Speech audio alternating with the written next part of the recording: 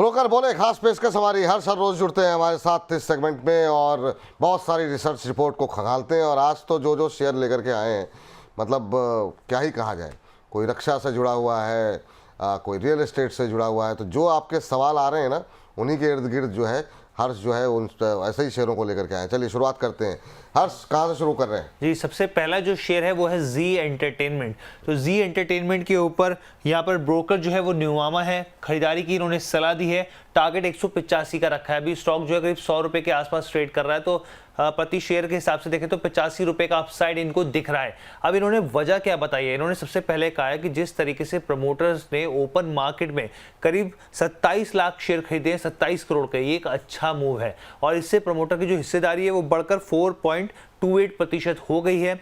और इससे minority investors हैं उनको एक कॉन्फिडेंस मिलता हुआ दिखेगा।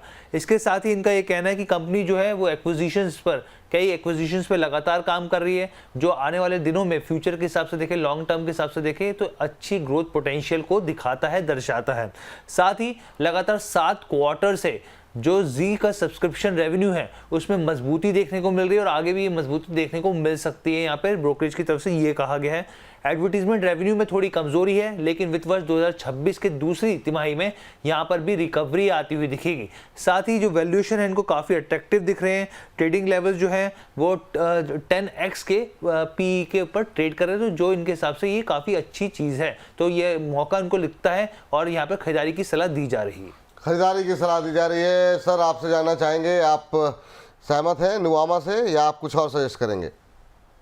सर, मैं इससे एग्री नहीं करता। मुझे लगता है कि जी एंटरटेनमेंट एंटरप्राइज लिमिटेड लास्ट जो इतना सालों से, इतना मंथ से जो नीचे अभी आ रहा है ना, एक कंटिन्यू होना चाहिए।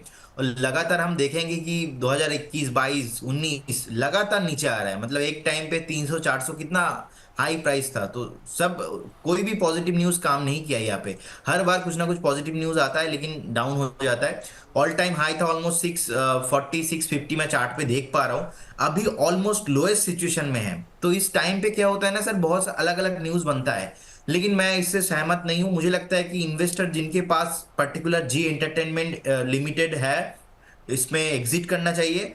एंड अगर आप होल्ड भी कर रहे हो तो आपको फाइनल एक स्टॉप लॉस रखना चाहिए। अगर ऐसा पॉजिटिव न्यूज है, आई रेस्पेक्ट रियली, लेकिन वहां पर भी आपको एक स्टॉप लॉस मेंटेन करना चाहिए। वो है 95, एक 96। आप 96 का एक स्टॉप लॉस मेंटेन कीजिए। अगर कभी भी 96 हिट होता है तो आप निकल जाइए, क्योंकि ऐसा ही स्टॉक ना next Vodafone Idea, PC Jeweller, भकरंगी बन जाता है। चलिए, बिल्कुल बिल्कुल सही बात है। मीडिया पे अभी खास तौर से जी एंटरटेनमेंट पे जो है राय बुलिश नहीं है प्रदीप जी की। हमने आपको दोनों व्यूज़ दिखा दिए और इसी वजह से हम अपने घरेलू जो हमारे एक्सपर्ट हैं उनका भी व्यू देते हैं आपको, ताकि आपको एक 360 डिग्री पिक्चर मिल सके। अगली कंपनी हर्ष। बिल्कुल अलग, जो अगली कंपनी है वो डिफेंस नवरत्न कंपनी है। यहाँ पे भारत इलेक्ट्रॉनिक्स की हम लोग बात करें, बीईएल की बात कर रहे हैं। यहाँ पर जेपी मॉर्गन की रिपोर्ट आई है, ओवरवेट की सलाह दी है, 343 रुपये का टारगेट दिया है। मौजूदा भाव करीब 280 के आसपास ट्रेड कर रहा है, मजबूती है स्टॉक में। अब इन्होंने रीजंस क्या बताया इनका, देखिए सबसे पहला रीजन ये कि अपने हाई से स्टॉक जो है 20% तक करेक्ट हो चुका है, तो ये एक अच्छा मौका है एंट्री लेवल करने का। इसके अलावा इनका ये कहना है कि भारत में डिफेंस के ऊपर जो ग्रोथ स्टोरी, मैन्युफैक्चरिंग स्टोरी है वो आगे भी जारी रहेगी। सरकार का कैपेक्स बढ़ता हुआ दिखेगा, तो ये कंपनी के लिए एक अच्छी अपॉर्चुनिटी के तौर पर इसको देख रहा है यहाँ पे जेपी मॉर्गन। इसके साथ ही इन्होंने ये भी कहा है कि जो भारत इलेक्ट्रॉनिक्स है वो ज़्यादा डाइवर्सिफाई है दूसरी कंपनियों के मुकाबले, और साथ ही कंसिस्टेंट, इसमें कंसिस्टेंसी जो है वो लगातार बनी हुई है।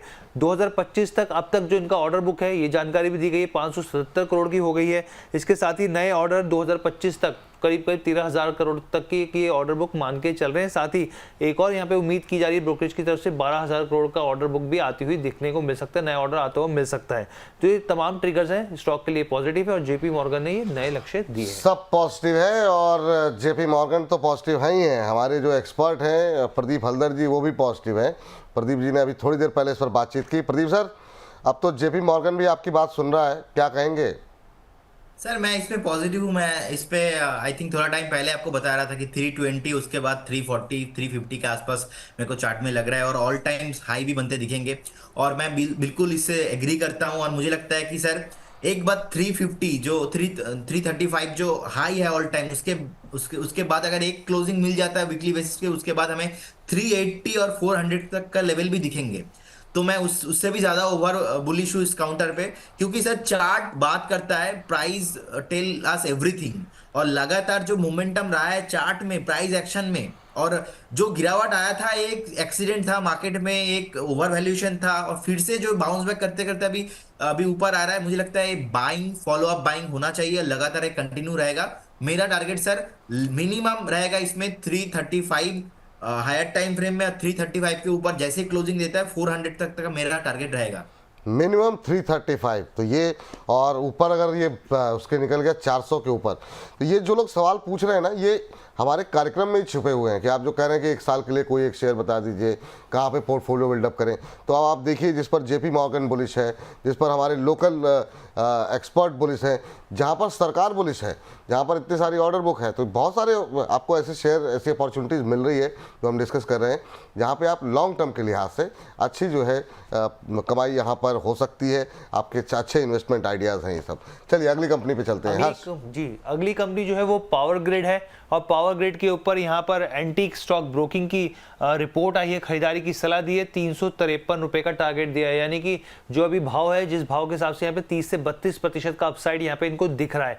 अब इन्होंने क्या कहा है, इन्होंने देखिए कहा है कि कंपनी जो है मजबूत स्थिति में है, ऑर्डर बुक काफ़ी अच्छा है यहाँ पर, और यहाँ पे इन्होंने डिविडेंड यील्ड की भी बात की कि आप इस नज़रिए से भी देख सकते हैं कि कंपनी के 3 से 4% का तो डिविडेंड यील्ड ही ऑफर करती है। तो ये नज़रिया भी इन्होंने दिखाने की कोशिश करी है। साथ ही इन्होंने कहा है कि पिछले 3 से 6 महीने में स्टॉक 19 से 20% गिरा है, उसके बावजूद जो अर्निंग पर शेयर है वहाँ पे 3 से 4% की ही कटौती देखने को मिली है। इसके अलावा इनका ये कहना है कि सिर्फ 9 महीने के अंदर, वित्त वर्ष 2025 के 9 महीने के अंदर ही यहाँ पर 1.4 लाख करोड़ का यहाँ पर ऑर्डर बुक हो चुकी है इनकी, जबकि FY24 के मुकाबले 60% ज़्यादा, यानी 60% उछाल यहाँ पर ऑर्डर बुक में देखने को मिल रहा है महज 9 महीने के अंदर ही। इसके साथ ही एक चीज़ और इन्होंने कही है, ट्रांसमिशन ऑर्डर्स भी मिल रहे हैं, और जो FY26 से लेकर 27 के जो अनुमानित यानी कि एस्टिमेट्स यहाँ पर जो नेट प्रॉफिट की बात की जा रही है ग्रोथ की, वो भी 7 से 8% देखने को मिलेगा। ठीक, 353 के टारगेट देखने को मिल रहे हैं एंटीक की तरफ से। सर आपका व्यू क्या होगा, खासतौर से तब जब मार्च में ही गर्मी बढ़ रही है? सर मुझे लगता है कि सर डेफिनेटली फंडामेंटल एक अच्छा कंपनी है, 2,46 करोड़ के आसपास मार्केट कैप है, 15,500 करोड़ के आसपास प्रॉफिटेबिलिटी भी है, और डिविडेंड भी अच्छा प्रोवाइड करता है। लगातार हमने देखा है ऑलमोस्ट 65% के आसपास डिविडेंड अच्छा प्रोवाइड किया है। कंपनी के पास ज्यादा कुछ लोन भी नहीं है, तो फंडामेंटली अच्छा है। और टेक्निकली भी अगर मैं देखूंगा कि सर लगातार ये जो 2021 के मार्च के बाद लगातार परफॉर्मेंस दिया है पर्टिकुलर दिस काउंटर ने, तो कभी भी अपना वीकली एक जो ब्रेकडाउन वो नहीं आया है। तो रिसेंटली एक वीकली ब्रेकडाउन आया है 304 के आसपास, उसके नीचे अभी ट्रेड कर रहा है। तो मेरे को लगता है कि हायर टाइम से जितने भी नीचे आना था शॉर्ट टर्म में, पहला बटन तो बन चुका है यहाँ पे। और really 365 360 is a all time high हुआ से अभी ये जो वैल्यूएशन है 264, ऑलमोस्ट 100 पॉइंट नीचे ट्रेड हो रहा है। तो मुझे लगता है कि वैल्यू जोन में ट्रेड हो रहा है, आपको बाय करना चाहिए। और नेक्स्ट जो मेरा टारगेट रहेगा ना सर, वो रहेगा 285। और अगर 285 उसके ऊपर सस्टेन भी करता है, मैं लॉन्ग टाइम फ्रेम में भी और भी ज्यादा पॉजिटिव हूं। तो मुझे लगता है मैं जो अपने सर ने जो बताया मैं इसके साथ एग्री करता हूं। मुझे लगता है शॉर्ट टर्म और मीडियम टर्म में थोड़ा बहुत इसमें आपको वॉलेटिलिटी दिख सकता है, लेकिन लॉन्ग टाइम फ्रेम में कुछ भी प्रॉब्लम नहीं लग रहा है अभी तक। ठीक, चलिए लास्ट कंपनी के लिए हर्ष बताइए। जी, रियल एस्टेट सेक्टर से जुड़ी हुई कंपनी है डीएलएफ की बात कर लेते हैं। यहाँ पे जेफरीज की रिपोर्ट है, खरीदारी की सलाह दी और टारगेट 1000 रुपए का दिया प्रति शेयर के हिसाब से देखा जाए तो। अब इन्होंने क्या कहा, सबसे पहले कहा कि जो कैश फ्लो है कंपनी का वो काफ़ी अच्छा मजबूत है। इसके अलावा गुड़गांव में जो इनका प्रोजेक्ट है डेलियास, उस पर यहाँ पर नजरें रहेंगी। इसके अलावा कंपनी कई projects back to back complete करती जा रही है। लीज इनकम जो है वो उसमें 20% की बढ़ोतरी होने की एक अनुमान जताया जा रहा है। साथ ही जो स्टॉक है, इनका कहना है कि अभी डिस्काउंट पर ट्रेड कर रहा है, जो ऑर्डर पाइपलाइन, अच्छे ऑर्डर्स पाइपलाइन में हैं। इसके साथ ही लैंड बैंक जो है वो मजबूत दिख रहा है। मुंबई प्रोजेक्ट्स के ऊपर, जो मुंबई में प्रोजेक्ट कंपनी स्टार्ट करने जा रही है, तो वहाँ पर भी नजरें हैं। साथ ही ये जो तमाम फैक्टर्स हैं नियर टर्म में एक बड़ा ट्रिगर बनकर उभर सकते हैं। बड़ा ट्रिगर बन के वो उभर सकते हैं। 1000 रुपए का लक्ष्य जो है डीएलएफ पे निकल के आया है जेफरीज की तरफ से। सर अग्री करेंगे?